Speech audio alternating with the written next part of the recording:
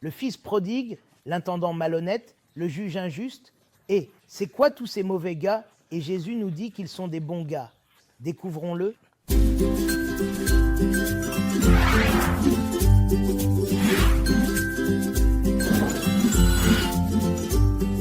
Pendant la saison de Carême, comme vous le savez, chaque dimanche de Carême a un nom unique. Ce qui est intéressant, c'est qu'il y a 3 dimanches qui sont dédiés à des personnes auxquelles on ne penserait pas qu'ils devraient être dédiés. Ces 3 personnes, le fils prodigue, l'intendant malhonnête et le juge injuste, sont des personnes horribles. Le fils prodigue, il prend tout ce que son père lui a donné et il part et il le gaspille, il le dilapide. L'intendant malhonnête, c'est un voleur. Allez, c'est un voleur. Le juge injuste se moque de tout le monde. En fait, il est dit qu'il n'a même pas peur de Dieu, qu'il se soucie de quoi que ce soit et même de Dieu.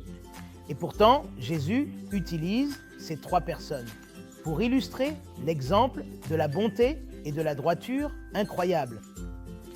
Il est intéressant de noter que tout au long des Écritures, lorsque nous regardons différentes personnes, différents personnages dans les Écritures, il est intéressant que nous, en tant qu'êtres humains, puissions les juger, mais que Dieu n'utilise pas le même standard de jugement. En fait, si vous regardez l'histoire du Christ, si vous regardez l'ensemble de son ministère, il critique une seule chose, et c'est l'hypocrisie. Les gens qui disent qu'ils sont bons, mais qui font d'autres choses. Et c'est l'une des choses dont nous devons être prudents en tant que chrétiens, réaliser que nous sommes tous des pécheurs. Nous sommes tous tombés dans cette catégorie d'êtres imparfaits. Nous sommes des êtres humains. Et Christ utilise ces personnes pour nous enseigner qu'il n'y a personne sans péché. Si nous regardons le fils prodigue, il a pris tout ce qui lui était donné et il l'a gaspillé, tout comme nous, qui recevons tous les talents et la bonté que Dieu nous donne et nous les dilapidons.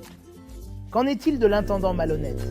Quelqu'un qui est reconnu comme malhonnête, mais qui trouve un moyen astucieux de se faire des amis. Pensez-y, surtout maintenant, quand vous regardez tout autour de vous. C'est la richesse que les gens possèdent qui attire ses amis. Et Jésus utilise cet homme pour nous enseigner quelque chose. Et enfin, il y a le juge injuste. Jésus utilise cet homme pour nous enseigner la prière. Eh bien, il est intéressant de noter que seul le Christ peut transformer les gens. Il est vraiment important que nous nous en souvenions. Vous savez, sur la croix, pendant ces derniers moments, sur la croix, que se passe-t-il là-bas? Il y a un homme qui se tourne vers Jésus et dit « Pardonne-nous. Tu es ici parce que tu n'as rien fait. Nous sommes ici parce que nous méritons de mourir. » Et Jésus se tourne vers lui et dit « Aujourd'hui, tu seras au paradis. » C'est intéressant. Cet homme sur la croix, nous ne savons pas s'il a été baptisé. Il n'a probablement pas vécu une vie soi-disant chrétienne, mais il est le seul, dans toutes les Écritures, à qui une place au paradis est garantie. Qui est garanti une place au paradis? Jésus dit « Aujourd'hui, tu seras au paradis. » Et il est important pour nous de garder cette perspective. C'est l'appel de Jésus, c'est l'appel de Dieu, qui est bon, qui est mauvais. Ce qui nous incombe, c'est de regarder ces exemples et d'apprendre. Christ nous donne ces personnes pour apprendre une histoire.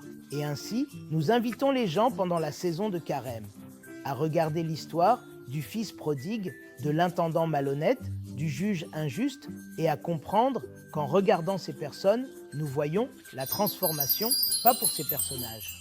Ils font juste partie d'une parabole, mais une transformation pour nous, tout comme le voleur sur la croix qui a été immédiatement transféré, nous pouvons aussi être transformés dans nos propres vies de la saleté et du dégoût qui nous entourent à un paradis où nous réalisons toutes les bénédictions que Dieu nous a données dans cette vie, ici et maintenant.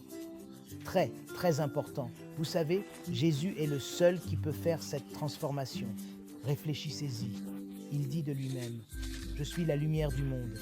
Et que dit-il ensuite? Il dit, « Vous êtes la lumière du monde, que votre lumière brille, afin que les gens, en vous regardant, rendent louange et gloire à votre Père céleste. » Vous voyez, Jésus est le seul qui peut transformer. En fait, il a pris les mêmes mots qui, dans le jardin d'Éden, ont condamné l'humanité, n'est-ce pas? Souvenez-vous du serpent. Le tentateur est venu et nous voyons qu'il a tenté l'humanité en disant « prenez et mangez ». Que fait Jésus lors de la dernière scène? Il prend le pain et il dit « prenez et mangez ». Ces mêmes mots de condamnation, il les change maintenant en mots de salut. Et de la même manière, Jésus prend ces personnages et les utilise comme exemple afin que nous ne devrions jamais avoir peur de regarder tout ce que la vie nous donne et de voir que oui, il y a des problèmes dans le monde, il y a des difficultés que nous affrontons. En fait, nous, en tant qu'êtres humains, ne sommes pas Dieu, nous ne sommes pas parfaits. Mais Dieu peut nous changer, il peut nous transformer afin que dans cette saleté, dans ce péché, dans cette difficulté, nous puissions trouver la gloire. Nous pouvons devenir les lumières qui doivent être placées sur des piédestaux et briller pour le reste du monde. L'Église arménienne nous invite à regarder ces 3 personnages, autrement, selon les normes d'aujourd'hui, appelés des personnes horribles, des mauvaises personnes, mais Jésus les utilise et en fait des héros. Nous sommes invités à devenir ces héros, nous les trouvons dans l'Évangile de Luc, et nous suivons également leurs histoires pour trouver l'exemple d'espoir, d'amour, de foi que Jésus-Christ promet à chacun d'entre nous. C'est ainsi qu'il prend ces personnes et les transforme en héros pour aujourd'hui.